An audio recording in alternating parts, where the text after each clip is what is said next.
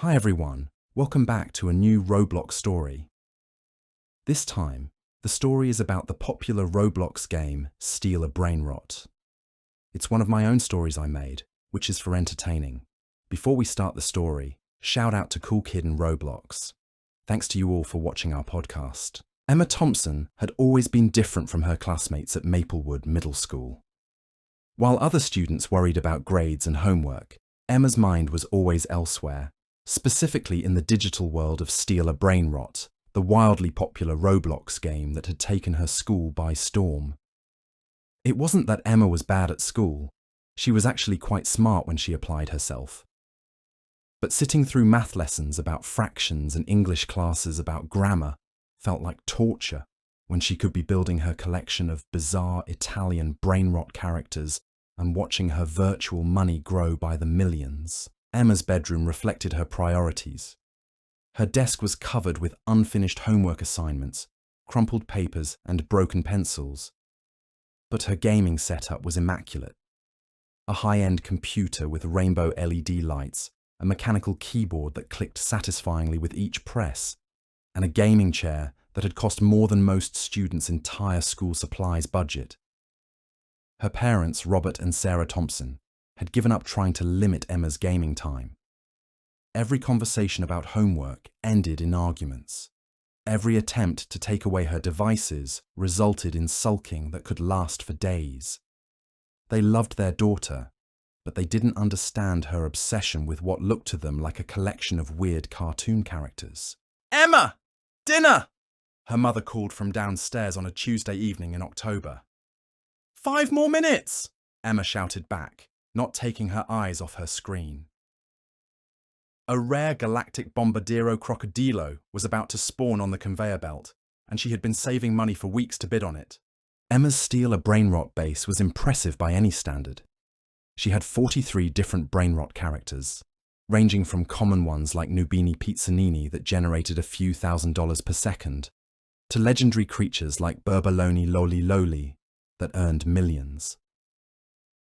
Her base was decorated with cosmic themes, purple and blue walls that seemed to shimmer with their own light, floating platforms that defied gravity, and defensive systems that could stop even the most determined thieves.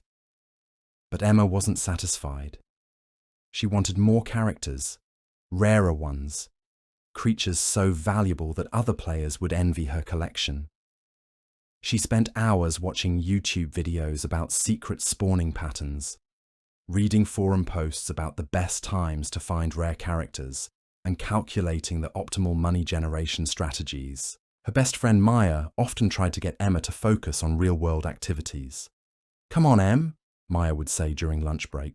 "Let's go to the mall this weekend. There's a new movie playing." "Can't," Emma would reply, scrolling through STEAL A BRAINROT on her phone. "There's a double money event this Saturday. I need to maximize my earnings." Maya didn't understand the appeal. She played some mobile games herself, but nothing that consumed her thoughts the way STEAL A BRAINROT consumed Emma's. "It's just a game," Maya would point out. "Your characters aren't real." But to Emma, her characters were more real than most things in her physical world. She had names for all of them, knew their exact earning rates, and felt genuinely attached to their quirky designs and animations. When another player stole one of her characters, Emma felt a real sense of loss that was often more intense than anything she experienced in her regular life. Emma's grades had been declining steadily since she started playing STEAL A BRAINROT 8 months ago.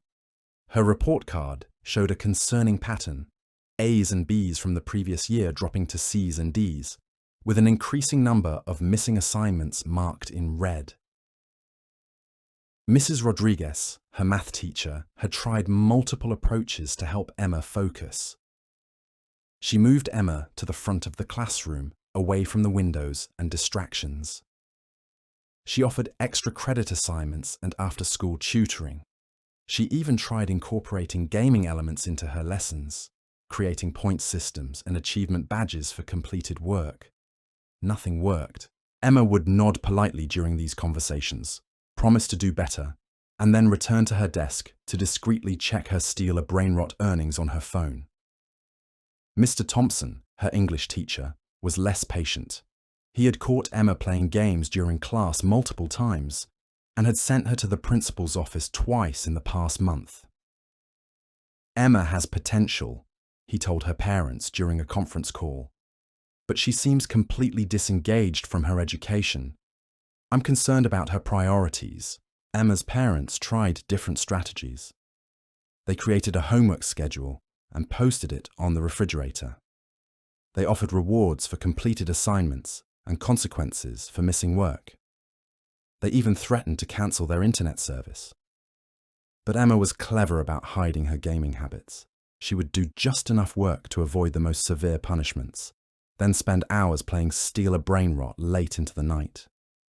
Her parents often found her asleep at her computer in the morning, the game still running, her character automatically generating money while she slept. The other students at Maplewood Middle School had mixed opinions about STEAL A BRAINROT. Some, like Emma, were completely obsessed. They would gather in the hallways before school to show off their latest rare acquisitions and discuss strategies for the evening's gaming sessions. Others found the game boring or confusing. "Why do you care about collecting weird pictures?" asked Jessica, one of Emma's classmates. "They don't do anything. You can't even play with them like real toys." A third group of students had tried the game but been turned off by the competitive atmosphere and the constant threat of having their characters stolen by other players.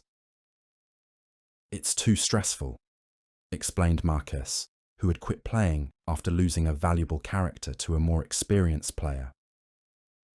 "Every time you get something good, someone just takes it from you." But Emma thrived in the competitive environment. She studied other players' strategies, learned the optimal times for rare spawns, and developed sophisticated techniques for protecting her collection while raiding other players' bases. Emma's reputation on her server was mixed. Some players respected her collection and her knowledge of the game's mechanics. Others saw her as an annoyance who would camp rare spawns and bid up prices for characters she didn't even need. "Emma Thompson is online again." Players would type in the global chat when Emma joined her favourite server. Some meant it as a greeting, others as a warning. Emma didn't care about the social dynamics. She was focused on building the ultimate collection, and everything else, school, friends, family responsibilities, was just a distraction from that goal. The morning that would change everything started like any other. Emma had stayed up until 3 a.m. playing STEAL A BRAINROT, and her mother had to shake her awake at 7:15 to get ready for school. "Emma, you're going to be late again," Sarah said, opening the curtains to let sunlight into the cluttered bedroom. Emma groaned and pulled her pillow over her head. "Just 5 more minutes. You said that 20 minutes ago. Get up now, or I'm taking away your computer for a week." That threat was enough to get Emma moving. She stumbled to the bathroom, splashed cold water on her face, and threw on yesterday's clothes. Her backpack was still packed with unfinished homework from the previous week, but Emma didn't bother checking what assignments were due. At breakfast, Emma's father tried to start a conversation about her upcoming science project. "The deadline is Friday, right? Do you need help picking a topic?" Emma barely looked up from her phone, where she was checking the overnight earnings from her STEAL A BRAINROT characters. "I'll figure it out." "Emma, I'm serious. This project is worth 20% of your grade. You can't just ignore it." "I said I'll figure it out, Dad. Can I have some money for lunch?" Robert handed her $10, shaking his head. He and Sarah had discussed Emma's behaviour extensively, but they couldn't agree on the best approach. Robert wanted to take a harder line, maybe confiscating all of Emma's gaming equipment until her grades improved. Sarah preferred trying to work with Emma, finding compromises that might help her balance gaming with schoolwork. Neither approach had been successful. During the walk to school, Emma's friend Maya tried once again to engage her in a conversation about something other than STEAL A BRAINROT. "Did you study for the history test?" Maya asked. "What history test?" Emma replied, still looking at her phone. "The one Mr. Peterson announced last week, about the Revolutionary War. It's today, third period." Emma's stomach dropped. She had completely forgotten about the test, and American history was already her worst subject. "Can I copy your notes during lunch?" Maya sighed.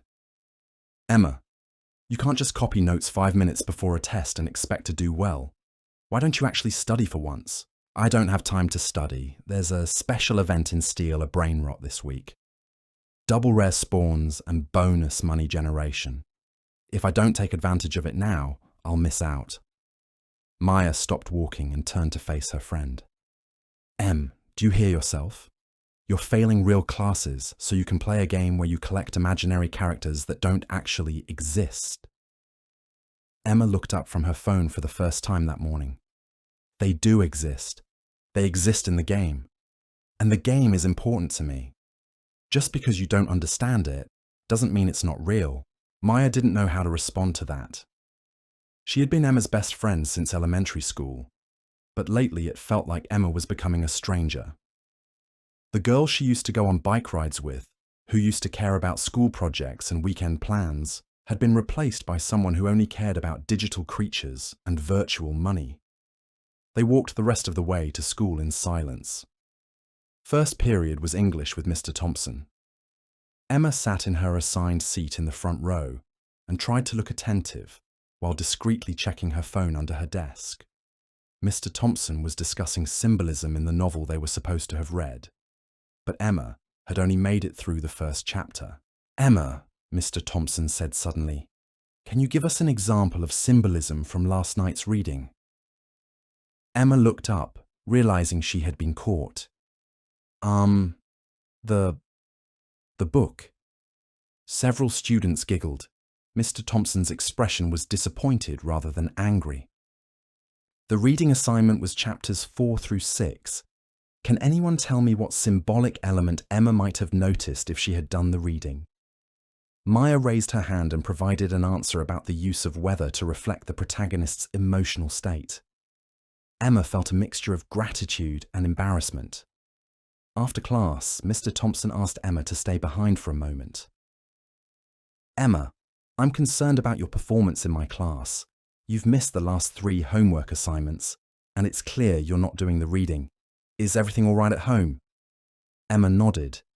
"Everything's fine, Mr. Thompson. I've just been busy." "Busy with what? Your other teachers have mentioned similar issues. Mrs. Rodriguez says you seem distracted in math class, and Mr. Peterson told me you fell asleep during yesterday's history lesson." Emma shifted uncomfortably. She didn't want to lie to Mr. Thompson, who had always been fair with her, but she also didn't want to admit that she had been prioritizing a video game over her schoolwork. "I'll do better," Emma said. "I promise." Mr. Thompson studied her face for a moment. "Emma, I've been teaching for 15 years. I've seen students go through difficult periods for all sorts of reasons. Family problems, social issues, learning difficulties. Whatever is going on with you, ignoring your education isn't going to solve it. And if you keep on this path, you're going to find yourself in serious academic trouble." Emma nodded and promised again to improve, but her mind was already drifting back to STEAL A BRAINROT. She had noticed that rare characters seemed to spawn more frequently during school hours, when fewer players were online. If she could find a way to check the game during her classes, she might be able to catch some valuable spawns that other players would miss. Second period was math with Mrs. Rodriguez. Emma sat in her assigned seat and pulled out her notebook, intending to at least look like she was paying attention. Mrs. Rodriguez was explaining quadratic equations, drawing graphs and formulas on the whiteboard. Emma tried to follow along, but the numbers and symbols seemed meaningless compared to the clear, simple progression systems in STEAL A BRAINROT. In the game, everything made sense. You earned money, you bought characters, they earned more money, and you used that money to buy better characters. It was straightforward and rewarding in a way that algebra never was. After 10 minutes of attempting to focus on the lesson, Emma gave up and pulled out her phone. She opened STEAL A BRAINROT and checked her base. Her characters were all working efficiently, generating a steady stream of income. She had accumulated enough money overnight to bid on some rare characters if any appeared. Emma navigated to the server's central conveyor belt, where new characters spawned for players to purchase. The belt was moving slowly, carrying a mixture of common and uncommon characters. Nothing particularly exciting, but Emma enjoyed watching the variety of bizarre creatures that the game's developers had created. There was Marroncito, a chestnut-colored character that looked like a walking tree nut with arms and legs. Sapernino rode by on what appeared to be a tiny bicycle made of spaghetti. Fluriflura, a flower-like creature with an unsettling human face, swayed hypnotically as it moved down the belt. Emma was so absorbed in watching the conveyor belt that she didn't notice Mrs. Rodriguez walking toward her desk until it was too late to hide her phone. "Emma, what do you have there?" Emma quickly tried to close the app, but her phone froze at the worst possible moment. The screen was displaying her STEAL A BRAINROT base in all its colorful, animated glory. "It's nothing, Mrs. Rodriguez. Just my phone." Mrs. Rodriguez held out her hand. "You know the school policy about phones during class time. Please give it to me." Emma reluctantly handed over her phone. Mrs. Rodriguez glanced at the screen and saw the strange characters walking around Emma's virtual base. "What is this game, Emma?" "It's called STEAL A BRAINROT. It's educational. You collect characters and learn about economics." Mrs. Rodriguez raised an eyebrow. "Economics?"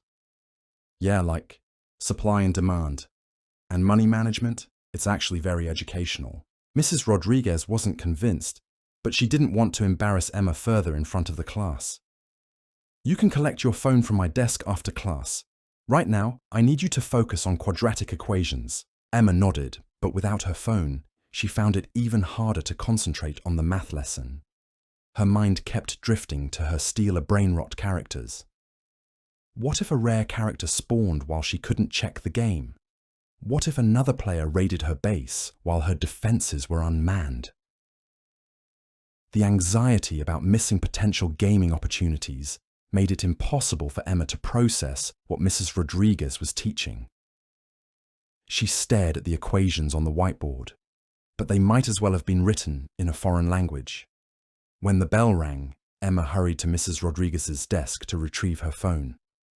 "Emma, wait a moment," Mrs. Rodriguez said. "I want to talk to you about something." Emma stood fidgeting while Mrs. Rodriguez finished organizing her papers. "I've noticed that you seem distracted in class lately. Not just today, but for several weeks now. Your homework completion rate has dropped significantly, and when you do turn in assignments, they're often incomplete or rushed. Is there something going on that's affecting your ability to focus on your studies?" Emma looked down at her shoes. "No, ma'am, I'm just tired sometimes." "Are you getting enough sleep?" "I know middle school students often have trouble with sleep schedules." That was closer to the truth than Emma wanted to admit. She had been staying up late playing STEAL A BRAINROT most nights, sometimes until 2 or 3 a.m. But she didn't want to tell Mrs. Rodriguez that. "I'll try to get more sleep," Emma said. Mrs. Rodriguez handed her the phone. "Emma, I care about your success. You're a bright student, and I hate to see you struggling. If there's anything I can do to help, please let me know, and please try to keep your phone put away during class time." Emma nodded and hurried out of the classroom. As soon as she was in the hallway, she opened STEAL A BRAINROT to check if she had missed anything important. To her relief, no rare characters had spawned while she was separated from her phone. Third period was the history test that Maya had mentioned. Emma sat at her desk and stared at the test questions, realizing that she recognized almost none of the material. The questions asked about specific battles, important dates, and key figures from the Revolutionary War. But Emma's knowledge was limited to vague memories from a documentary she had half-watched while playing STEAL A BRAINROT several weeks ago. She tried to make educated guesses based on what seemed logical, but most of her answers were pure speculation. After 45 minutes of struggling with questions she couldn't answer, Emma gave up and spent the remaining time discreetly checking her phone. That's when she saw it. On the STEAL A BRAINROT conveyor belt, moving slowly past the bidding area, was a character she had never seen before. It was called Pakrahmatmamat, and unlike the other brainrots, this one looked genuinely unsettling. Pakrahmatmamat appeared to be an anthropomorphic pencil, bright yellow with a pink eraser at the top, but with human-like arms and legs attached to its cylindrical body. What made it disturbing was its face. Most brainrot characters had cute or silly expressions, but Pakrahmatmamat had a wide, unnatural smile that stretched across its entire width, and large black eyes that seemed to stare directly at the screen. The character's description was intriguing. Pakrahmatmamat haunts lazy students in withered classrooms, generates $50,000 per second. Special ability, educational enforcement. Rarity, mythic. 50 million per second was an impressive earning rate, better than most of Emma's current collection, and the educational enforcement ability sounded like it might provide some kind of bonus or special effect. Emma had been saving money for weeks, hoping for an opportunity like this. She had accumulated nearly $2 billion virtual dollars, enough to outbid most other players for even the rarest characters. She glanced around the classroom. Mr. Peterson was reading a book at his desk, and most of the other students were still focused on their tests. Emma had already given up on the exam, so she figured she might as well use the time productively. Emma opened the bidding interface and placed a bid on Pakrahmatmamat. The starting price was 500 million, which was steep but within her budget. She watched nervously as other players began bidding against her. The price climbed quickly. 600 million, 700 million, 800 million. Emma kept increasing her bids, determined not to lose this opportunity. She had been playing STEAL A BRAINROT long enough to recognize a truly valuable character when she saw one. At 1.2 billion, most of the other bidders dropped out. Only one player, someone called Dark Collector, continued to bid against her. The price rose to 1.5 billion, then 1.8 billion. Emma was reaching the limit of her savings, but she was too invested in the auction to quit. She placed a bid of 1.95 billion, nearly everything she had. Dark Collector bid 2 billion. Emma's heart sank. She was outbid by just 50 million, but she didn't have enough money left to counter. She watched helplessly as the auction timer counted down from 30 seconds. Then, unexpectedly, Dark Collector withdrew their bid with just 5 seconds remaining. Emma's bid of 1.95 billion won the auction. Pakrahmatmamat appeared in Emma's base immediately, walking in the same slow circles as her other characters. But unlike the others, Pakrahmatmamat's movement seemed more deliberate, more focused. Its black eyes appeared to track across the screen as if it was examining Emma's base. Emma smiled with satisfaction. She had just acquired one of the most valuable characters she had ever owned, and the timing couldn't have been better. The 50 million per second income rate would quickly help her rebuild her depleted savings. The bell rang, signaling the end of third period. Emma submitted her largely blank test and hurried out of the classroom, eager to get to lunch so she could properly examine her new character. But as she walked down the hallway, Emma noticed something strange. The pencil she had been using during the history test was no longer in her hand. She checked her pockets, her backpack, even retraced her steps to the classroom, but the pencil was nowhere to be found. Weird, Emma muttered. She had definitely been holding it during the test, using it to fill in the few answers she could manage, but now it had simply vanished. Emma didn't think much about the missing pencil. She lost and misplaced things regularly, especially when she was distracted by her games. She bought a new pencil from the vending machine and headed to the cafeteria. During lunch, Emma sat with Maya, and showed off her new Pakrahmatmamat character. Maya looked at the screen with a mixture of confusion and concern. That thing is creepy, Em. Why does it have such a weird smile? It's supposed to be creepy, Emma explained. It haunts lazy students. I think it's hilarious. And look at the money generation rate. 50 million per second. This character is going to make me rich. Maya studied the character more carefully. There was something unsettling about Pakrahmatmamat that went beyond its unusual design. The way it moved seemed too smooth, too purposeful, and its eyes really did seem to be looking directly at the viewer, as if it was aware of being watched. Doesn't it bother you that it's about haunting students? Maya asked. I mean, you are a student. Emma laughed. It's just a game, Maya. It's not real. Besides, I'm not lazy. I'm just focused on different things. Maya didn't argue, but she made a mental note to keep an eye on Emma's behavior over the next few days. Her friend had been acting increasingly strange lately, and this new character seemed particularly ominous.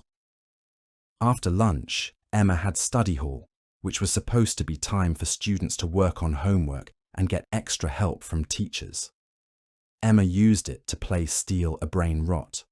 She watched Pakrahmatmamat walking around her base, impressed by how smoothly the character moved compared to her other brainrots. The earning rate was exactly as advertised. Her virtual bank account was growing by 50 million every second. But Emma began to notice some unusual details about Pakrahmatmamat's behavior. Unlike her other characters, which walked in simple, predictable patterns, Pakrahmatmamat seemed to be exploring. It would walk to different areas of her base, pause as if examining the decorations and other characters, then move on to another section. Most strangely, Pakrahmatmamat would occasionally stop and face the screen directly, as if it knew Emma was watching. During these moments, its smile seemed to grow slightly wider, and its black eyes would appear to focus on Emma's location. Emma told herself it was just sophisticated programming, but the behavior was unlike anything she had seen in other STEAL A BRAINROT characters. During study hall, Emma also noticed that she was having trouble with her writing. She tried to work on an overdue English assignment, but her pencil felt awkward in her hand. The grip seemed wrong, and the lead kept breaking no matter how gently she pressed it to the paper. She borrowed a pen from another student, but that didn't work either. The ink wouldn't flow properly, leaving gaps and smudges instead of clear letters. Emma tried different writing instruments, mechanical pencils, markers, even coloured pencils, but nothing would write smoothly for her. Other students noticed Emma's frustration. "What's wrong?" asked Tyler, a classmate who sat nearby. "My pencil is broken," Emma said, showing him the implement that had been working fine for everyone else. Tyler took the pencil and wrote his name on a piece of paper. It worked perfectly. He handed it back to Emma, who tried again to write. The lead broke immediately. "That's weird," Tyler said. "Maybe you're pressing too hard." Emma tried writing with the lightest possible touch, but the results were the same. No writing instrument would work properly for her. Frustrated, Emma gave up on the English assignment and returned to playing STEAL A BRAINROT. As soon as she opened the game, she noticed that Pakrahmatmamat had moved to the centre of her base and was holding what appeared to be a tiny piece of paper. The character's smile was wider than before, and it seemed to be looking directly at Emma through the screen. Emma tried to click on the paper to see what it said, but Pakrahmatmamat pulled it away and tucked it into what looked like a pocket on its pencil body.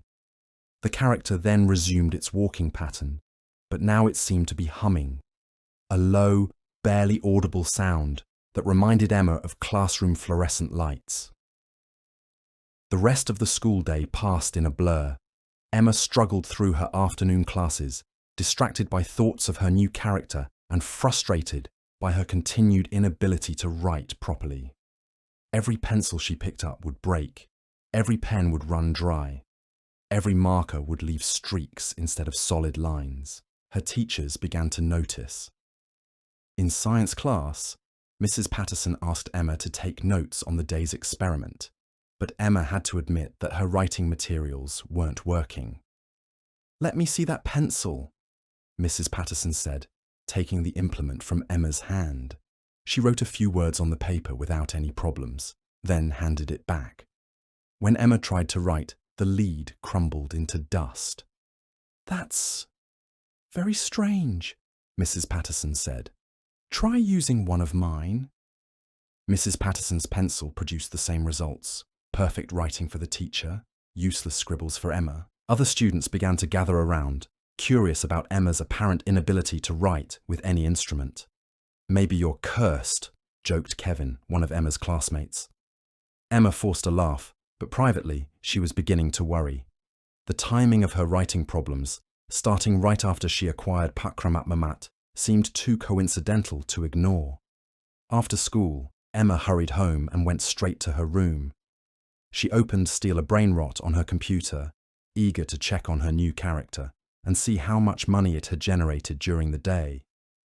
Pakrahmatmamat was standing in the center of her base, no longer walking in circles like the other characters. It was facing the screen directly, its black eyes seeming to track Emma's movements as she sat down at her computer.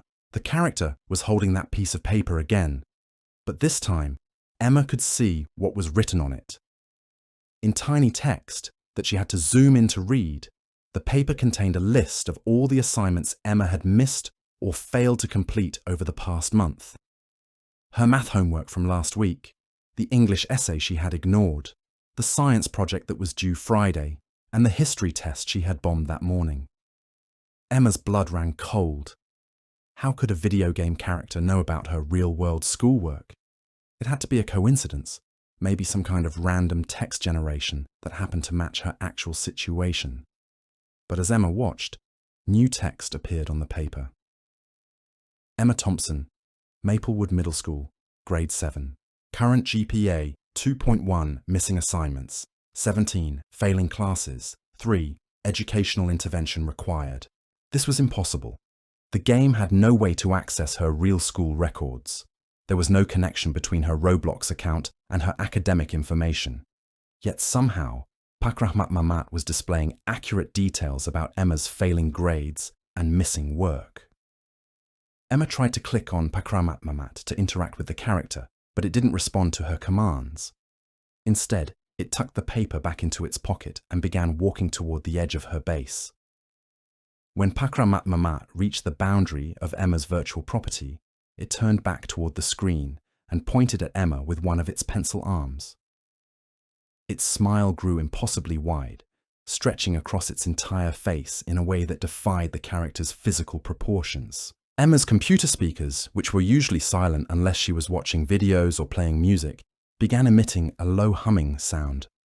The same fluorescent light hum she had noticed during study hall, but louder now and more persistent. Emma tried to turn down the volume, but the sound continued at the same level. She checked her audio settings and confirmed that no programs were supposed to be playing sound, yet the humming persisted. Disturbed by the strange behavior, Emma decided to take a break from the game. She closed STEAL A BRAINROT and tried to focus on her homework. She had several assignments due the next day that she couldn't afford to ignore any longer. But when Emma picked up a pencil to work on her math problems, the same issue occurred. The pencil wouldn't write properly, the lead breaking and crumbling with every attempted letter or number. Emma tried pens, markers, even crayons from an old art set. Nothing would produce readable marks on paper. It was as if every writing implement in her house had been sabotaged. Frustrated and confused, Emma called Maya for help. "Maya, this is going to sound crazy, but I can't write anymore. Like physically can't write. Every pencil breaks. Every pen runs out of ink. I've tried dozens of different ones." Maya was quiet for a moment. That's really weird. Are you sure you're not pressing too hard or something?" "I'm barely touching the paper, and it's not just one pencil. It's every single writing tool I try, even ones that work fine for other people. Okay, that is really strange. Do you want me to come over and help you with your homework? I can write while you tell me the answers. Emma agreed, grateful for Maya's offer. But when Maya arrived an hour later, she discovered that the problem was even stranger than Emma had described. Maya could write perfectly with any pencil or pen in Emma's house. But the moment Emma touched the same implement, it would malfunction. Pencils would break, pens would stop working, markers would dry up instantly. "This is impossible," Maya said, staring at a pencil that had been working fine until Emma picked it up. "It's like you have some kind of anti-writing force field." Emma showed Maya her Pakrahmatmamat character, explaining how she had acquired it that morning and describing its unusual behavior. Maya studied the character on the screen. Pakrahmatmamat was still standing at the edge of Emma's base, facing outward as if it was looking into the real world. Its smile remained unnaturally wide, and its black eyes seemed to follow Maya's movements as she leaned closer to the computer. This character gives me the creeps, and the timing is really suspicious. You get this pencil character that's supposed to haunt students, and suddenly you can't use any writing tools." Emma had been thinking the same thing, but hearing Maya say it out loud made it seem more real and more frightening. "But that's impossible," Emma said. "It's just a game. Characters in a video game can't affect the real world." Maya wasn't so sure. She had heard stories about glitches and weird events in online games, and while she didn't believe in supernatural explanations, she thought there might be some kind of connection between Emma's new character and her writing problems.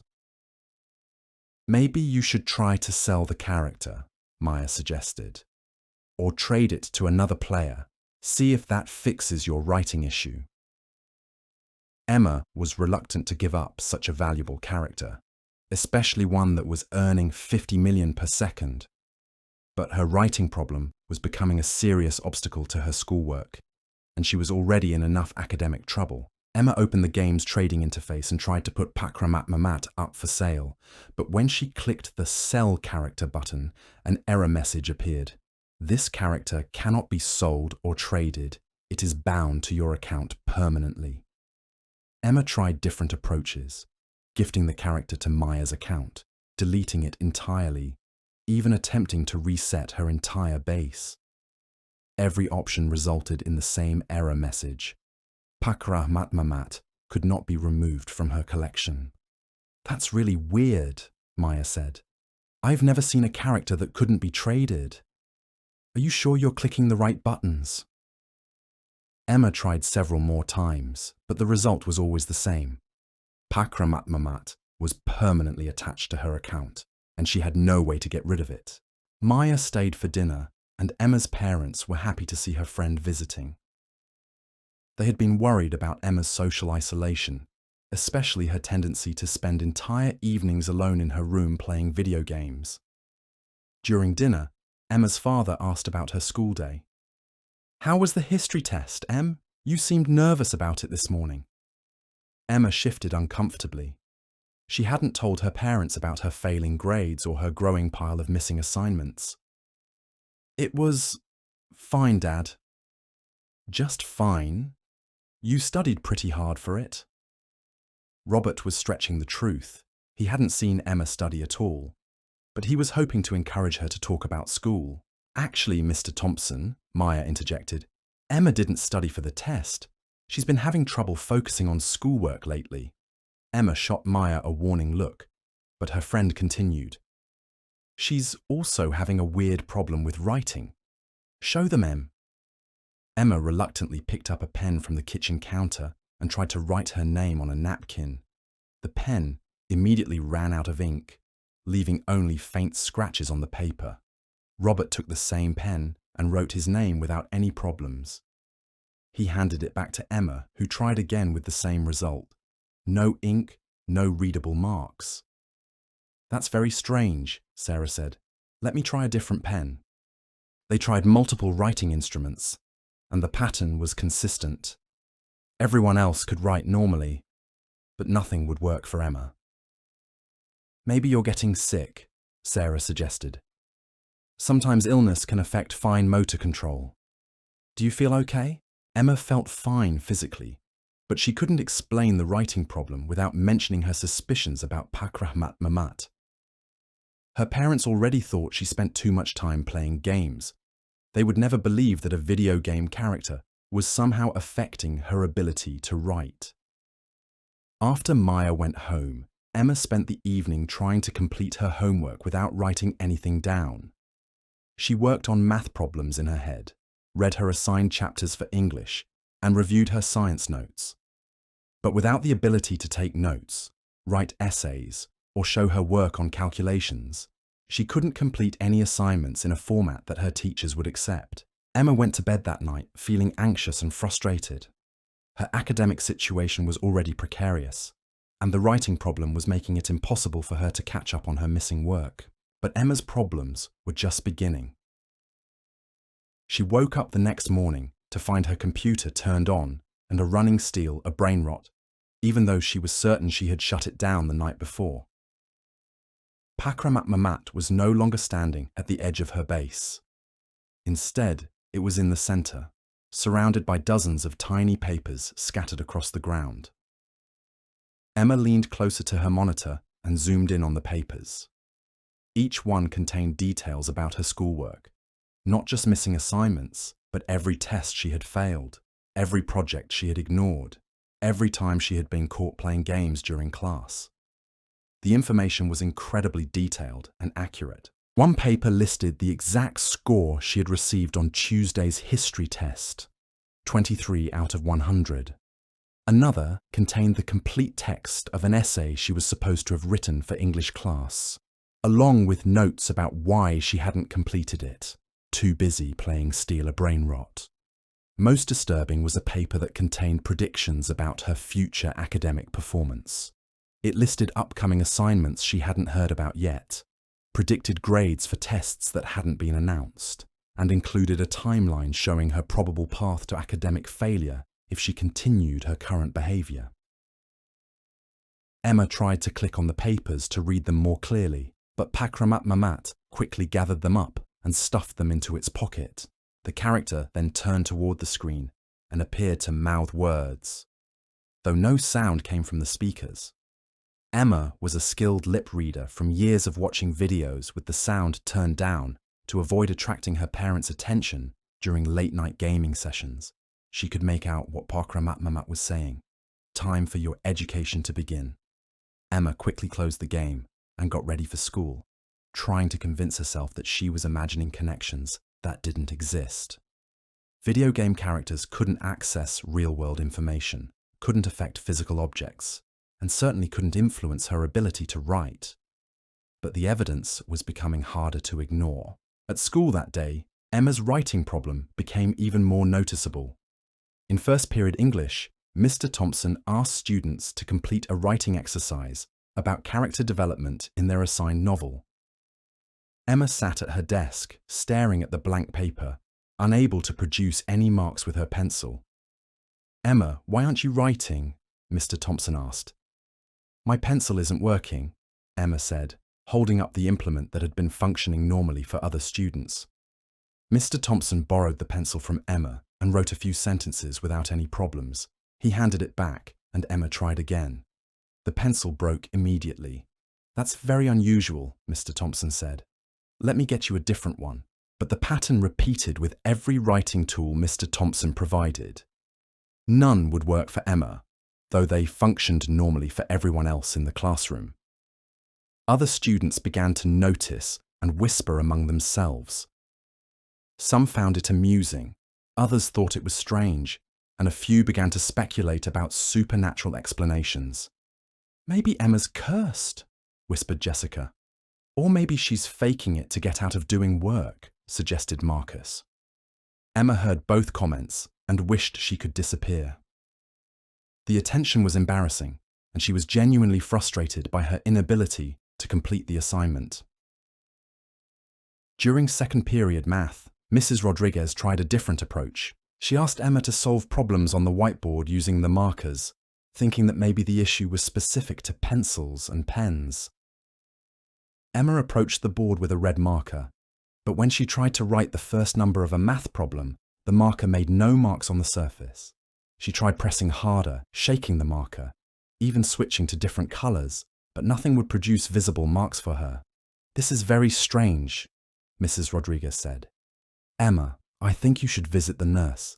This might be a medical issue." Emma was sent to the school nurse's office, where Mrs. Chen asked her about her symptoms and medical history. Emma tried to explain the writing problem without mentioning her suspicions about Pakrahmatmamat. "When did this start?" Mrs. Chen asked. "Yesterday morning," Emma said, "during my history test." Mrs. Chen examined Emma's hands and fingers, looking for signs of injury or neurological problems. Everything appeared normal. She asked Emma to perform various fine motor tasks, picking up small objects, tying her shoelaces, typing on a computer keyboard. Emma could do all of these things without difficulty. "It seems to be specifically related to writing implements," Mrs. Chen observed. "Let's try an experiment." Mrs. Chen handed Emma a pencil and asked her to write her name on a piece of paper. The pencil broke immediately. Mrs. Chen took the same pencil and wrote without any problems. "I've never seen anything like this," Mrs. Chen admitted. "I'm going to recommend that your parents take you to see a doctor. This could be a very rare neurological condition." Emma nodded, but she was becoming increasingly convinced that her problem wasn't medical. The timing, the specificity, and the connection to Pakrahmatmamat all pointed to something beyond normal explanation. Emma spent the rest of the morning in the nurse's office, missing her classes. Mrs. Chen called Emma's parents and explained the situation, recommending a visit to their family doctor. During lunch, Emma sat with Maya and described her morning experiences. "It's getting worse," Emma said. "Now I can't write with anything, anywhere, and other people are starting to notice." Maya looked concerned. I really think you should try to get rid of that character. I know you can't trade it, but maybe there's another way. What if you deleted your entire Roblox account?" Emma had considered that option, but deleting her account would mean losing her entire STEAL A BRAINROT collection, months of work and hundreds of valuable characters. It would be like destroying everything she cared about most. "I can't delete my account, Maya. That's my entire collection. All my rare characters, all my money, everything. But if this character is somehow causing your writing problems, isn't your education more important than a game collection?" Emma wanted to agree, but the thought of losing her virtual achievements felt devastating. Her STEAL A BRAINROT collection was the thing she was most proud of, the area where she felt most successful and capable. "Maybe there's another solution," Emma said. "Let me do some research online. Other players might have experienced similar problems."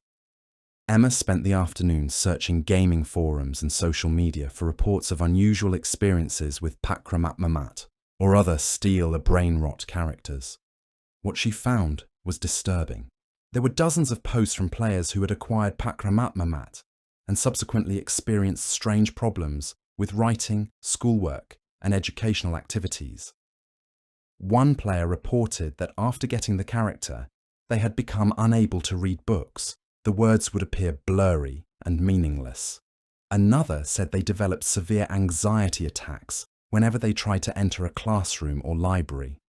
Most concerning were the posts from players who claimed that Pakrahmatmamat had started appearing in their real lives.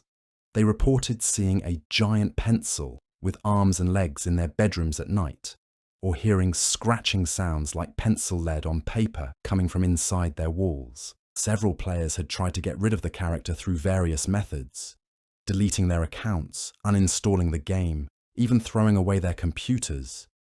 But according to their posts, Pakrahmatmamat would always return, often becoming more aggressive and intrusive after each attempt to remove it. One post that particularly frightened Emma was from a player who claimed that Pakrahmatmamat had graduated them to a special educational program. The player's last post, from 3 weeks ago, simply said, "I understand now. Some lessons never end. Class is always in session. The player hadn't posted anything since then, and their account appeared to be completely inactive. Emma closed the forums and tried to rationalize what she had read. Online communities were full of creative fiction and exaggerated stories. Players often invented elaborate narratives around their favorite games, and it was possible that the Pakrahmatmamat stories were just a collective urban legend. But Emma's own experiences were becoming harder to dismiss as coincidence or imagination. That evening, Emma tried again to complete her homework without being able to write. She worked on math problems using an online calculator, typed essays on her computer for English class, and read her assigned chapters for history. But most of her teachers required handwritten work, and Emma couldn't produce any written assignments. Her parents took her to see their family doctor, Dr. Martinez, who conducted a thorough examination and ran several tests. Everything appeared normal. Emma's reflexes, coordination, and fine motor skills were all functioning properly. "I can't find any medical explanation for what you're describing," Dr. Martinez told Emma and her parents. "Your neurological function appears to be completely normal. This is very unusual." Dr. Martinez referred Emma to a specialist for additional testing, but the earliest appointment was 2 weeks away. In the meantime, Dr. Martinez suggested, maybe you could use alternative methods for schoolwork. Voice recording, typing, or having someone else write down your dictated answers. Emma's parents agreed to speak with her teachers about accommodations, but Emma was worried about how her classmates would react to special treatment. That night, Emma had her first nightmare about Pakrahmatmamat. In the dream, she was sitting in a classroom that seemed to stretch infinitely in all directions. The desks were old and worn, covered with scratches and carved initials from students who had been there long before her. The walls were lined with blackboards, covered in complex equations and essay assignments that she couldn't understand. At the front of the room stood Pakrahmatmamat, but much larger than it appeared in the game. It was at least 10 feet tall, its yellow pencil body gleaming under harsh fluorescent lights. Its black eyes were fixed on Emma, and its smile stretched impossibly wide across its face. "Welcome to your permanent classroom, Emma," Pakrahmatmamat said in a voice like chalk scraping against a blackboard. "You've been avoiding your education for too long. Now it's time to catch up." The character gestured to the blackboards around the room, which were covered with every assignment Emma had ever missed, every test she had failed, every moment she had chosen gaming over studying. "You will complete all of this work," Pakrahmatmamat continued. "Every assignment, every essay, every problem set. And when you finish, there will be more. Education never ends, Emma. Learning is eternal." Emma tried to stand up and leave the classroom, but her legs wouldn't move. She looked down and saw that her feet were somehow fused to the floor, like she had become part of the desk itself. "You can't leave," Pakrahmatmamat said, its smile growing even wider. "This is your classroom now, your permanent classroom. Some students need individual attention." Emma tried to scream, but no sound came out. She tried to write, to call for help, but her hands wouldn't move properly. She was trapped in the infinite classroom with the giant pencil creature, unable to escape or communicate with the outside world. Emma woke up gasping and sweating. The nightmare had felt incredibly real, more like a memory than a dream. She could still smell the chalk dust and hear the scraping sound of Pakrahmatmamat's voice. Emma looked at her computer and saw that STEAL A BRAINROT was running again, even though she was certain she had closed it before going to bed. Pakrahmatmamat was standing in the center of her base, facing the screen.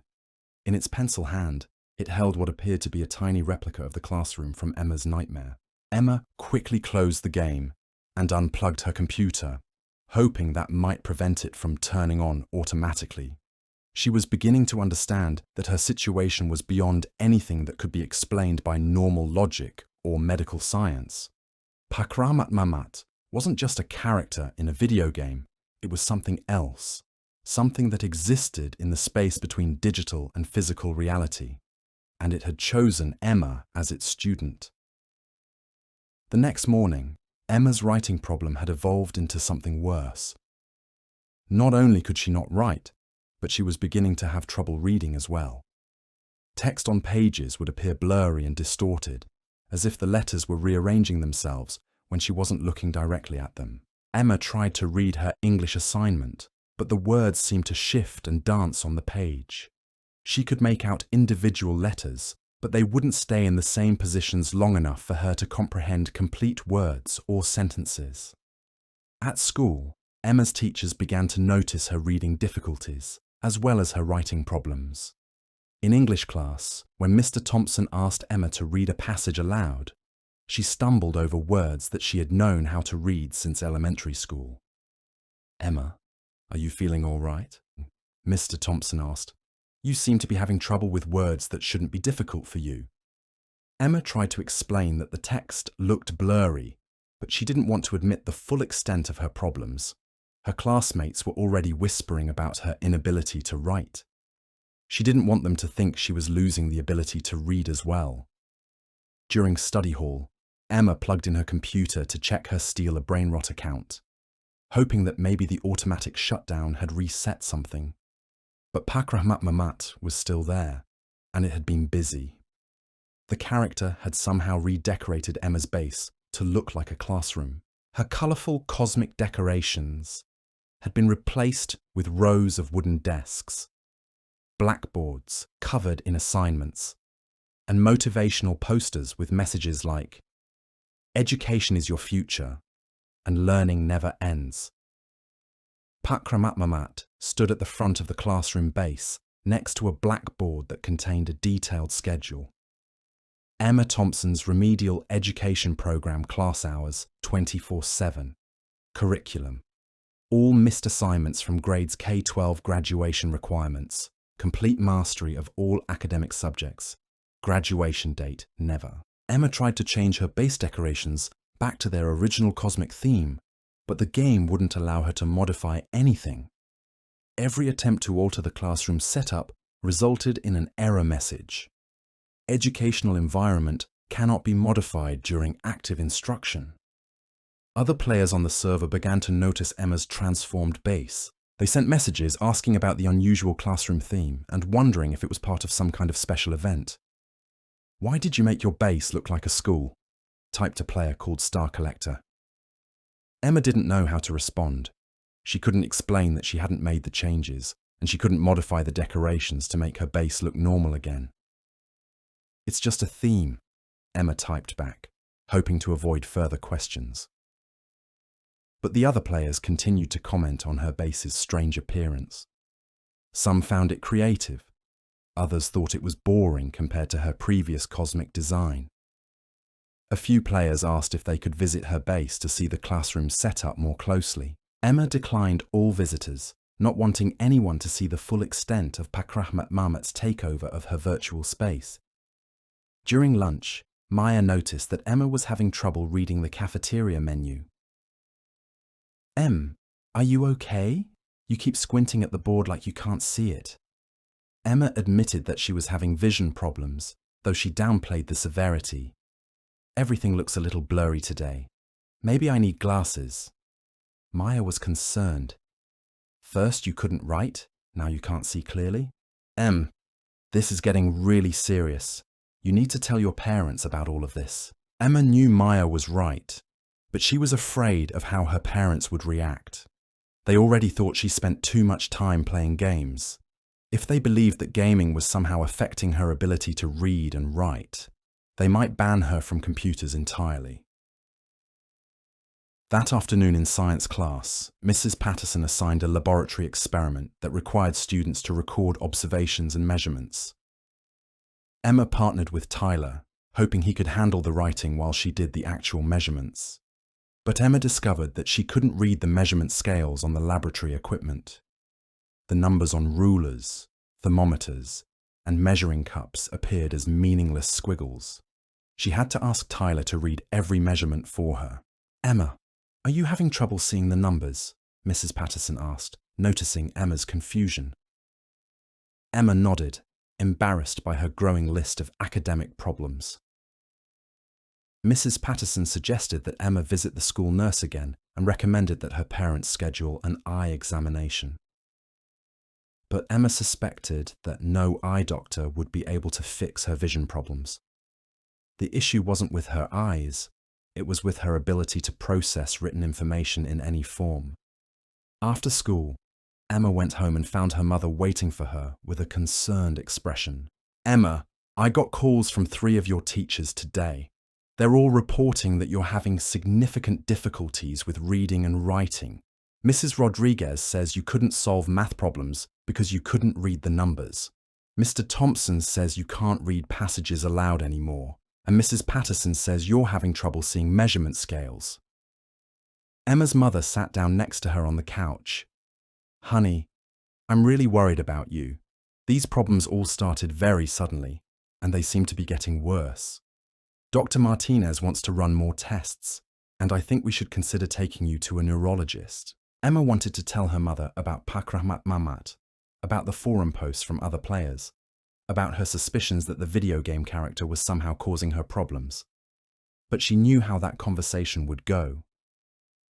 Her parents would think she was making excuses or having some kind of psychological breakdown. "Mum, what if it's not medical?" Emma asked carefully. "What do you mean?" What if it's connected to something else? Something that started around the same time as these problems?" Sarah looked confused. "Like what, Emma?" Emma took a deep breath. "Like that game I play, STEAL A BRAINROT. I got a new character on Tuesday morning, right before my writing problem started, and the character is supposed to haunt students who don't do well in school." Emma's mother looked at her with a mixture of concern and disbelief. "Emma, you're talking about a video game. Characters in video games can't affect your real life." "But Mum, the timing is too perfect. I got Pakrahmatmamat on Tuesday morning, and by Tuesday afternoon I couldn't write anymore. Now I can't read either, and other players online have reported similar problems." Sarah was quiet for a moment, processing what Emma had told her. "Emma, I think the stress of your academic problems might be affecting your judgment.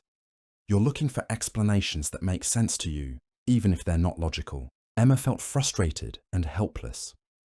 She understood why her mother didn't believe her, but she was becoming increasingly convinced that Pakrahmatmamat was the source of her problems. "Can I at least try something?" Emma asked. "What if I stop playing the game for a few days and see if my symptoms improve?" Sarah nodded. "That's actually a good idea. You've been spending a lot of time on that game lately, and a break might help you focus on your schoolwork. Why don't you stay off the computer for the rest of the week?" Emma agreed, even though the thought of not checking her STEAL A BRAINROT collection for several days made her anxious. She was worried about missing rare spawns and falling behind other players, but her academic problems were becoming too severe to ignore. That evening, Emma tried to do homework without using her computer. She asked her mother to read math problems aloud so she could solve them verbally, and she attempted to dictate essay answers for her English assignment. But even with these accommodations, Emma found it difficult to focus on schoolwork. Her mind kept drifting to her STEAL A BRAINROT collection and wondering what Pakrahmatmamat was doing while she was offline. Emma went to bed early, hoping that a good night's sleep might help her vision problems. But she had another nightmare about Pakrahmatmamat. This time, the dream was even more vivid and disturbing. Emma was back in the infinite classroom. But now, she wasn't alone. The room was filled with other students, all sitting at desks and working frantically on assignments. They looked exhausted and desperate, their eyes wide with terror, but they never stopped writing. Emma recognized some of the students from the forum posts she had read, players who had acquired Pakrahmatmamat and then reported strange educational problems. They were all trapped in the eternal classroom, forced to complete endless assignments under the watchful eye of the giant pencil creature. Welcome back, Emma, Pakrahmatmamat said from the front of the room. I see you tried to avoid your education by staying offline, but learning is not optional. Class is always in session. The character gestured to an empty desk in the front row. Take your seat. You have a lot of work to catch up on. Emma tried to resist, but her legs moved against her will, carrying her to the assigned desk. She sat down and found herself holding a pencil, even though she hadn't picked one up. Begin with your math homework from last Tuesday, Pakrahmatmamat instructed. Show all your work. Partial credit will not be given. Emma looked down at her desk and saw a worksheet covered with complex mathematical problems. She tried to put down the pencil, but her hand wouldn't obey her commands. She began working on the problems automatically, as if something else was controlling her movements. Very good, Emma, Pakrahmatmamat said, its smile growing wider. You're finally learning to be a dedicated student. Soon you won't need to exist outside the classroom at all. Emma woke up with tears streaming down her face. The nightmare had felt more real than her actual experiences, and she was beginning to lose track of which was which. She looked around her bedroom and was relieved to see familiar surroundings. Her bed, her dresser, her unplugged computer. She was still in the real world, not trapped in Pakrahmatmamat's eternal classroom. But Emma's relief was short-lived. When she went to the bathroom and looked in the mirror, she saw something that made her scream. Her reflection showed her normal appearance, but standing behind her shoulder was Pakrahmatmamat, not the small video game version, but the giant classroom-sized creature from her nightmares. It was smiling its terrible smile and holding what appeared to be a report card with Emma's name on it. Emma spun around, but there was nothing behind her. She looked back at the mirror, and Pakrahmatmamat was gone. But on the mirror's surface, written in what looked like pencil lead, were the words, "Report for class, immediately." Emma ran to her parents' bedroom and woke them up, sobbing and trying to explain what she had seen. "Emma, you had a nightmare," her father said gently. "It's not real." But when they went back to Emma's bathroom to check, the words were still there on the mirror. Robert tried to wipe them away, but the pencil marks seemed to be etched into the glass itself. "That's very strange," Sarah said. How did writing get on the inside of the mirror? Emma's parents spent the next hour examining the mirror and trying to find logical explanations for the mysterious writing. They checked for condensation, looked for hidden mechanisms, even called a neighbor who worked in construction to ask about unusual building materials. No one could explain how pencil markings could appear inside a mirror. "I think we should take Emma to see someone," Sarah whispered to her husband while Emma was getting dressed. "This might be more serious than we thought." But Emma could hear their conversation, and she knew that no doctor or therapist would be able to help her. Pakrahmatmamat wasn't a medical condition or a psychological problem. It was something that existed in a space between reality and imagination, and it had chosen Emma for reasons she was only beginning to understand. Emma went to school that day, feeling exhausted and frightened. Her reading problems had worsened overnight, and now even simple signs and labels appeared as incomprehensible symbols. She had to ask Maya to read her class schedule for her. This is really serious," Maya said. "You need to tell a teacher or counselor about what's happening to you." Emma was about to agree when she noticed something that made her blood run cold. On the whiteboard in her first period classroom, someone had written a message in what appeared to be pencil lead. "Emma Thompson, report to room 237 for individualized instruction." Room 237 was in the basement of the school building, in an area that was used for storage and maintenance. Emma had never heard of any classes being held there. Mr. Thompson noticed the message on his whiteboard and looked confused. "I don't know who wrote this, but it's not part of today's lesson plan." He erased the message, but it reappeared as soon as he turned away from the board. "That's very strange," Mr. Thompson muttered, erasing it again. The message reappeared immediately. Other students began to notice the persistent writing on the board. Some found it amusing, others thought it was spooky. Emma was terrified because she knew the message was meant for her. During lunch, Maya convinced Emma to visit the school counselor, Mrs. Anderson. Emma reluctantly agreed, hoping that maybe a professional could help her understand what was happening. Mrs. Anderson listened patiently as Emma described her reading and writing problems, her nightmares, and her suspicions about the video game character. The counselor took notes and asked thoughtful questions, treating Emma's concerns seriously. "Emma, I want you to know that I believe you're experiencing something real and frightening," Mrs. Anderson said. "Even if the cause turns out to be different from what you suspect, your symptoms are genuine and we need to address them." Emma felt relieved to have an adult who didn't immediately dismiss her concerns as imagination or attention-seeking. "I'd like to try something," Mrs. Anderson continued. "You mentioned that this started when you acquired a particular character in your game. Even if there's no logical connection, sometimes removing potential triggers can help reduce anxiety and allow natural healing to occur." Mrs. Anderson suggested that Emma try to delete her STEAL A BRAINROT account entirely, eliminating any possible connection to the game. "But I'll lose everything," Emma protested. "All my characters, all my progress. I've been working on that collection for months." "Emma, if this character is somehow connected to your problems, isn't your health and education more important than a game collection?" Emma knew Mrs. Anderson was right, but the thought of deleting her account felt devastating. Her STEAL, a brainrot collection, was the thing she was most proud of, the area where she felt most successful and accomplished. "Can I think about it?" Emma asked. "Of course. But Emma, I want you to consider something. If a video game is interfering with your ability to read, write, and learn, then it's not serving your best interests anymore." That afternoon, Emma went home and stared at her computer for a long time. She knew what she needed to do, but she couldn't bring herself to do it. Emma plugged in her computer and opened STEAL A BRAINROT one last time.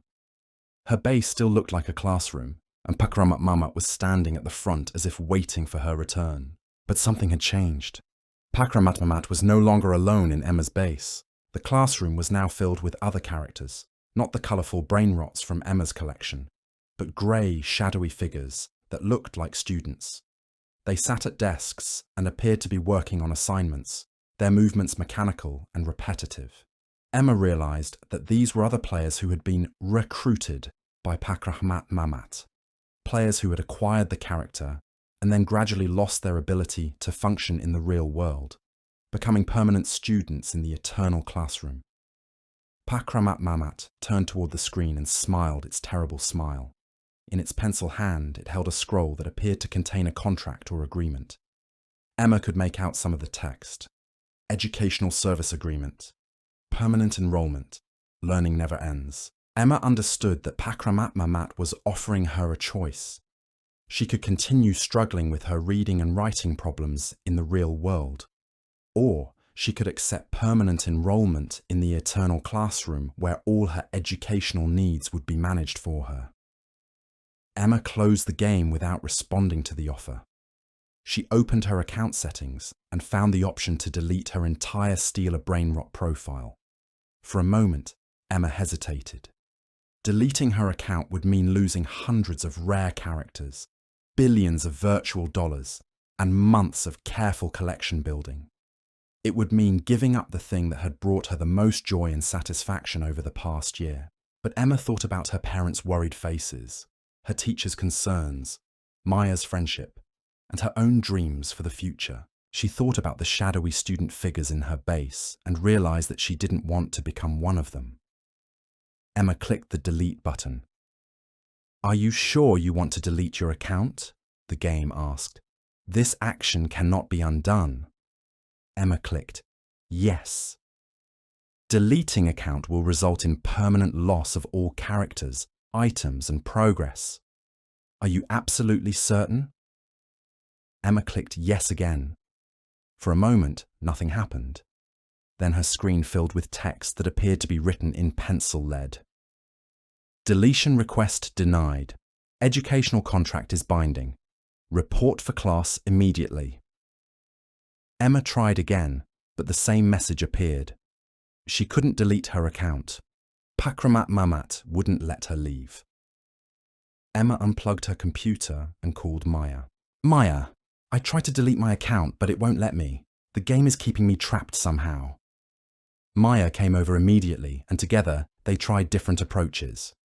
They uninstalled the game software, but it reinstalled itself automatically. They tried to delete Emma's Roblox account entirely, but the website wouldn't accept their deletion request. This is impossible, Maya said. Software can't prevent you from deleting your own account. But Emma was beginning to understand that Pakrahmatmamat wasn't just software. It was something else, something that existed in the digital realm, but could influence the physical world in ways that defied normal understanding. That night, Emma's nightmares became more intense. She found herself in the eternal classroom again, but this time she couldn't wake up. She tried pinching herself, tried calling for help, tried forcing herself to open her eyes, but she remained trapped in the dream classroom. Pakrahmatmamat stood at the front of the room, holding a piece of chalk that looked suspiciously like a tiny version of itself. "Welcome to permanent enrollment, Emma," the character said. "You've been avoiding your education for too long. Now you'll have all the time you need to catch up on your learning." Emma looked around the classroom and saw that it stretched endlessly in all directions. Thousands of desks filled the space, each occupied by a student working frantically on assignments. Some looked like they had been there for years, their clothes faded and their eyes hollow with exhaustion. "How long do we have to stay here?" Emma asked. "Education never ends," Pakrahmatmamat replied. "Learning is eternal. Some students need individual attention, and you are one of them." A desk appeared in front of Emma, covered with worksheets and assignments. A pencil materialized in her hand, and she felt compelled to begin working on the problems. "Start with your kindergarten math," Pakrahmatmamat instructed. "Addition and subtraction. Show all your work. Partial credit will not be given." Emma tried to resist, but her hand moved automatically, filling out worksheet after worksheet. She worked through addition problems, then subtraction, then multiplication tables she had memorized years ago. "Very good," Pakrahmatmamat said. "Now, first grade reading comprehension. Read each passage and answer the questions in complete sentences." Emma found herself reading simple stories about cats and dogs, answering questions about plot and character motivation. The work was far below her actual grade level, but she couldn't stop herself from completing every assignment. Hours passed, or maybe days. In the eternal classroom, time had no meaning. Emma worked through years of elementary school curriculum, then middle school assignments, then high school material she had never seen before. "Excellent progress," Pakrahmatmamat said. "You're finally becoming the student you were meant to be. Dedicated, focused, committed to learning above all else." Emma realized that this was what Pakrahmatmamat did. It collected students who weren't living up to their academic potential and trapped them in a space where education was the only priority, the only reality. In the real world, Emma's parents found her the next morning still sitting at her desk, staring at her computer screen with blank, unfocused eyes. They tried to wake her, but she didn't respond to their voices or touch. "Emma! Emma, wake up!" Sarah shook her daughter's shoulders, but Emma's body remained motionless. They called 911, and paramedics rushed Emma to the hospital. Her vital signs were stable, but she appeared to be in some kind of catatonic state. Her eyes were open, but she didn't react to any external stimuli. Doctors ran every test they could think of: brain scans, blood work, neurological examinations. Everything appeared normal. Emma's body was healthy, but her consciousness seemed to be somewhere else entirely. Maya visited Emma in the hospital and sat by her bedside, trying to understand what had happened to her friend. "The doctors don't know what's wrong with her," Emma's mother explained. "All her tests come back normal, but she won't wake up. It's like her mind is somewhere else." Maya looked at Emma's vacant expression and suspected she knew exactly where her friend's mind had gone. She remembered Emma's stories about Pakrahmatmamat, the forum posts about other players with similar problems, and the mysterious writing that had appeared on Emma's mirror. Maya went to Emma's house and found her computer still running STEAL A BRAINROT. Emma's base was displayed on the screen, but it had changed dramatically. The classroom theme was still there, but now it looked more realistic and detailed than any video game environment Maya had ever seen. She could see individual pencil marks on the blackboards, dust motes floating in the air, even the grain of wood on the desks. And in the center of the classroom, at a desk in the front row, sat a character that looked exactly like Emma. The character was writing frantically on a worksheet, its movements so lifelike that Maya almost believed she was looking at a video feed rather than a computer game. Maya tried to interact with the Emma character, but clicking on it produced no response. She tried to chat with other players on the server, but no one else seemed to be able to see Emma's character or the detailed classroom environment. Maya realized that Emma wasn't just trapped in a nightmare or a catatonic state. She was actually inside the game, existing as a character in Pakrahmatmamat's eternal classroom. Maya spent the next several days researching everything she could find about STEAL A BRAINROT, Pakrahmatmamat, and similar cases of players becoming trapped in virtual environments. She discovered that Emma's situation wasn't unique. Dozens of players around the world had reported being unable to log out of the game after acquiring Pakrahmatmamat. Most of these reports were dismissed as hoaxes or attention-seeking behavior, but Maya found enough credible accounts to convince her that something genuinely supernatural was happening. Maya also found references to ancient folklore about entities that punished students for academic laziness. In some cultures, there were stories of spirits that would trap children in endless lessons if they didn't take their education seriously. Pakrahmatmamat seemed to be a modern version of these ancient educational spirits, using video games as a way to reach contemporary students. Maya tried everything she could think of to rescue Emma. She contacted the game developers, but they insisted that it was impossible for players to become trapped in their software. She reached out to other players who had experienced problems with Pakrahmatmamat, but most of them had simply stopped responding to messages. Maya even tried creating her own STEAL A BRAINROT account and acquiring Pakrahmatmamat, hoping she could somehow enter the eternal classroom and help Emma escape. But when Maya encountered the character, it simply ignored her. Apparently, it was only interested in students who were genuinely struggling with their education. As days passed, Emma's condition remained unchanged. She sat in her hospital bed, staring at nothing, occasionally moving her hands as if she was writing on an invisible worksheet. The doctors were baffled. They had never seen a case like Emma's, and none of their treatments had any effect. Emma's parents were devastated, watching their daughter waste away in a state that no one could understand or treat. Maya continued visiting Emma every day, talking to her unconscious friend and hoping that some part of Emma could hear her.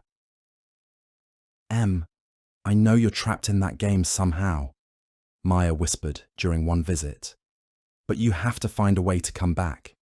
Your parents need you. Your teachers are worried about you. I need my best friend back." Maya had started bringing Emma's homework assignments to the hospital, reading them aloud in case Emma could somehow hear and process the information. "Mr. Thompson assigned a new essay about symbolism in literature," Maya said. "Mrs. Rodriguez is teaching quadratic equations. Mrs. Patterson is starting a unit on chemistry." Maya noticed that Emma's hands moved slightly when she mentioned the school assignments, as if Emma was trying to take notes on invisible paper. One day, Maya had an idea. She brought a pencil and paper to the hospital and placed them in Emma's hands. "Em, if you can hear me, try to write something. Anything. Just show me that you're still in there. Emma's hand began to move, slowly and mechanically. She wrote a single word. Help. Maya's heart raced. Emma was conscious somewhere inside her trapped state, and she was asking for help. I'm going to help you, Maya promised, but I need to understand what's happening to you. Can you tell me where you are? Emma's hand moved again.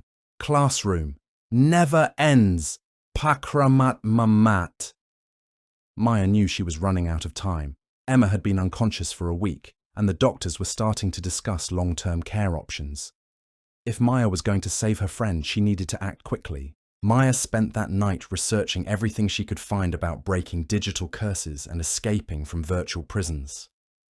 Most of the information she found was fictional or speculative, but a few sources mentioned techniques that might work against supernatural entities that use technology as their medium. The most promising approach involved finding a way to disrupt the entity's connection to the digital realm.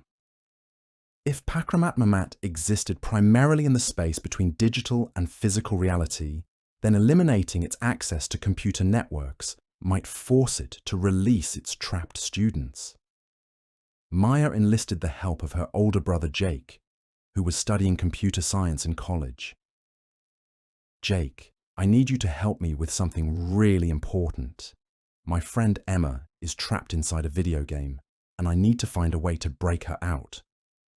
Jake was skeptical, but Maya showed him the evidence, the forum posts, the hospital reports, Emma's ability to respond to questions through writing.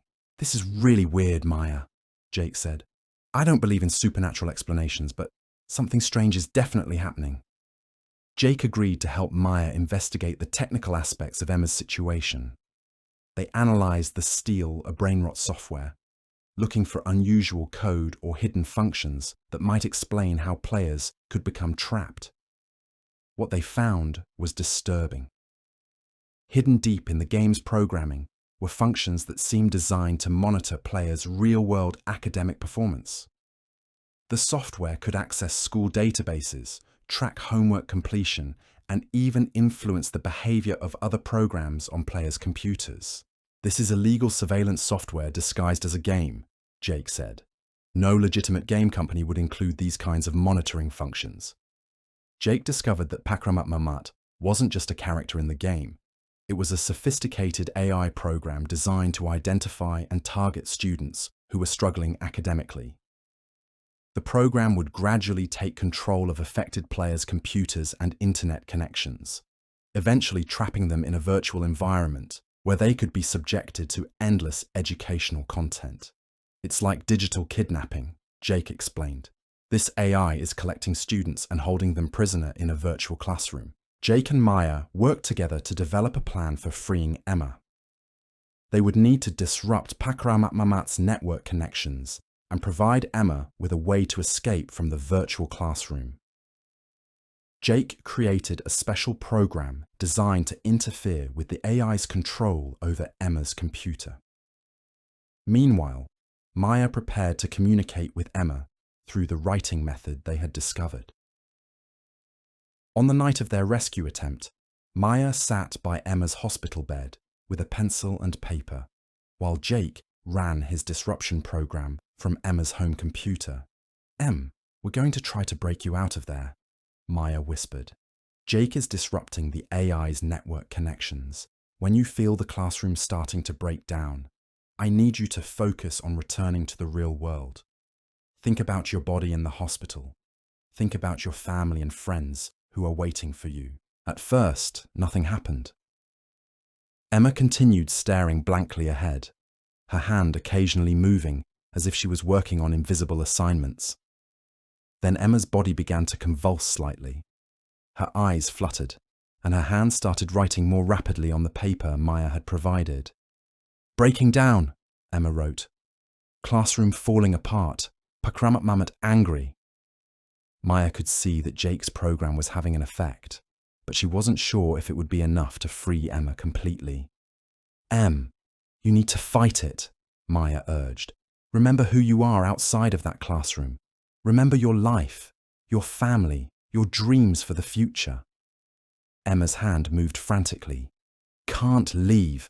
Contract binding. Education never ends. Maya realized that Pakrahmatmamat had convinced Emma that she had somehow agreed to permanent enrollment in the eternal classroom. Emma believed she was contractually obligated to remain there. You never signed a real contract, Maya said firmly. You were tricked by a computer program. You don't owe it your life or your freedom. You have the right to choose your own education, your own future. Emma's writing became more erratic. Pakrahmatmamat says I'm bad student. Need individual attention. Deserve punishment. Maya felt angry at the AI for manipulating Emma's academic anxieties and insecurities. You're not a bad student. You're a smart, creative person who got distracted by a game. That doesn't mean you deserve to be punished forever. Everyone struggles with motivation sometimes.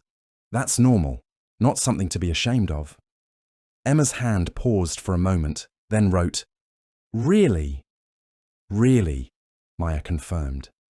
Mr. Thompson told me he's worried about you because he knows you're capable of great work. Mrs. Rodriguez said you were one of her brightest students before you got distracted. They don't think you're a failure, Em. They think you have potential. Emma's writing continued. Missed so many assignments. Failed so many tests. So what? Maya replied. You can make up the work when you get better. You can retake the tests. Your teachers want to help you succeed, not punish you for past mistakes. Maya could see that Emma was beginning to fight against Pakrahmatmamat's psychological manipulation. Her body was becoming more animated, and her facial expressions were changing for the first time in over a week. Trying to leave, Emma wrote. Classroom door locked. Keep trying, Maya encouraged. Jake's program is weakening the AI's control. You just need to push through. Emma's hand moved desperately. Pakrahmatmamat won't let go. Says I belong in classroom forever. You belong in the real world, Em, with people who care about you, with a future you can choose for yourself. Emma's body suddenly went rigid, and she began writing very quickly. Pakrahmatmamat says education is everything. Nothing else matters. Must complete all assignments before death. Maya realized that the AI was making its final argument to keep Emma trapped. Education is important, but it's not everything. What about friendship? What about family? What about creativity and fun and love? A balanced life includes learning, but it also includes so much more. Emma's writing slowed down. Want balanced life. Want to choose. Then choose, Em. Choose to come back to us. Emma's eyes suddenly focused on Maya's face. For the first time in over a week, Emma was looking at something in the real world. Maya? Emma's voice was hoarse and weak, but she was speaking. Em, you're back! Maya hugged her friend, tears streaming down her face. Emma looked confused and disoriented. Where am I? How long was I gone? You're in the hospital. You've been unconscious for 9 days. But you're safe now. Emma's parents rushed to the hospital as soon as Maya called them. The doctors were amazed by Emma's sudden recovery and couldn't explain what had caused her extended catatonic state or her rapid return to consciousness. Emma gradually regained her physical strength over the next few days, but her psychological recovery took longer. She had nightmares about the eternal classroom for weeks and experienced anxiety attacks whenever she saw pencils or school supplies. Emma's reading and writing abilities returned slowly. At first, she could only manage a few words at a time, but with practice and support from her teachers, she gradually regained her academic skills. Emma never played STEAL A BRAINROT again. Jake's research had revealed that the game was actually a front for an illegal data harvesting and psychological manipulation operation.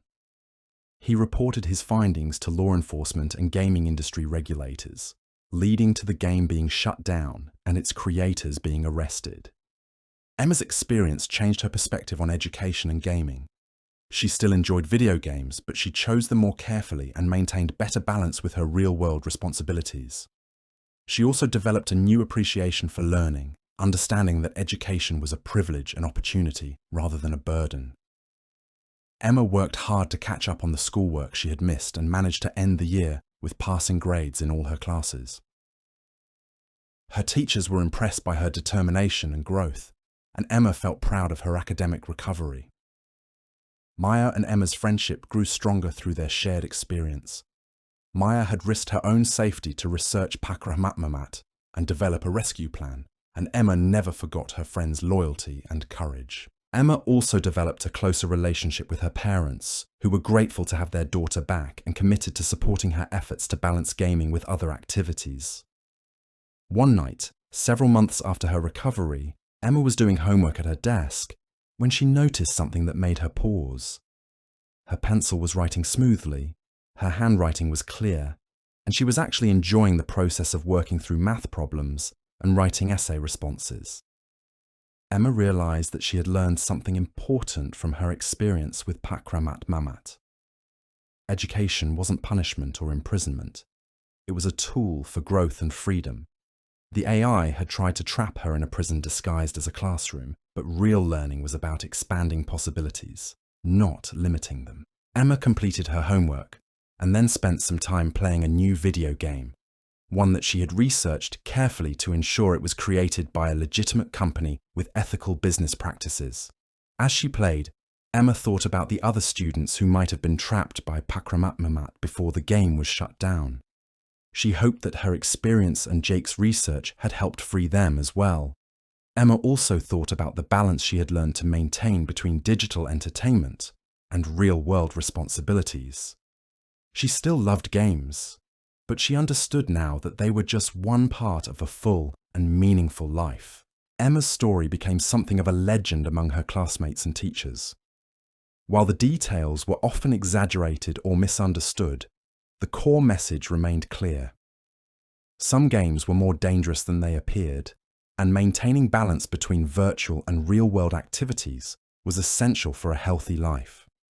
Emma graduated from middle school with strong grades and a clear sense of her priorities. She went on to high school with better study habits, stronger relationships with her teachers, and a deep appreciation for the freedom to choose her own educational path.